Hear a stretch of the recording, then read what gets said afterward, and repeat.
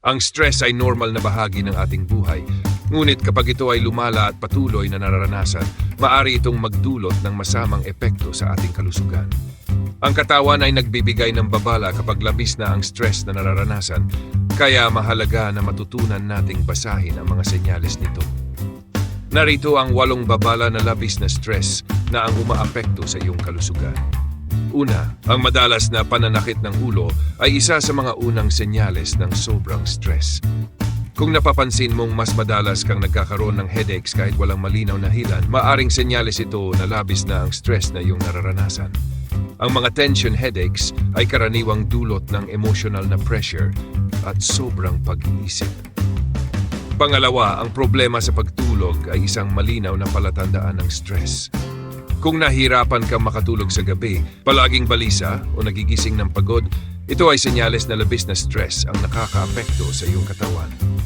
Ang stress ay nagpapataas ng cortisol, isang stress hormone na nagiging sanhi ng insomnia o disrupted sleep. Pangatlo, ang kawalan ng gana o labis na pagkain ay karaniwang reaksyon ng katawan sa stress. Ang ilan ay nawawala ng gana dahil sa anxiety, habang ang iba naman ay bumabaling sa comfort foods upang mapagaan ang pakiramdam. Ang alinman sa dalawang ito ay hindi maganda para sa kalusugan dahil maaaring magresulta sa malnutrisyon o labis na timbang. Pang-apat, ang madalas na pagkakasakit ay isang babala na humihina na ang immune system mo dahil sa stress. Ang labis na stress ay nagpapahina sa iyong resistensya, kaya mas madalas kang magkaroon ng sipon, ubo o iba pang impeksyon. Kung napapansin mong halos hindi ka na gumagaling o palagi kang nagkakasakit, maaring oras na para bawasan ang stress sa iyong buhay. Panglima, ang problema sa tiyan o digestive system tulad ng kabag, diarrhea, constipation o acid reflux ay karaniwang dulot ng sobrang stress. Ang digestive system ay sensitibo sa emosyonal na stress, kaya kung madalas kang nagkakaroon ng problema sa pagtunaw ng pagkain, maaring ito ay dahil sa sobrang pressure na iyong nararanasan. Ang madalas na pagod o panghihina ay karaniwang epekto ng patuloy na pagkapagod ng katawan dahil sa stress. Kahit nasapat ang iyong tulog o pahinga, kung pakiramdam mo ay wala ka pa ring lakas, maaring senyales ito na kailangan mong magpahinga at maglaan ng oras para sa sarili.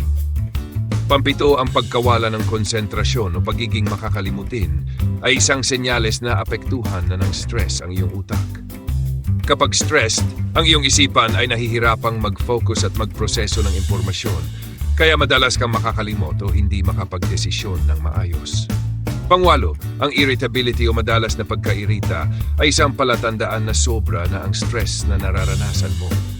Kung napapansin mong mas mabilis kang mairita o magalit kahit sa maliliit na bagay, maaring senyales ito na sobrang pressure na ang nararamdaman mo.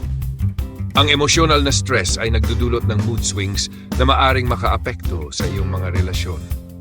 Konklusyon, ang labis na stress ay hindi lamang nakakaapekto sa iyong emosyonal na estado, kundi pati na rin sa iyong pisikal na kalusugan. Kung napapansin mo ang ilan sa mga babalang ito, mahalagang maglaan ng oras upang magpahinga, mag-relax at hanapin ang mga paraan upang ma-manage ang stress. Tandaan, ang kalusugan ay yaman, kaya't huwag hayaan ang stress na sirain ito.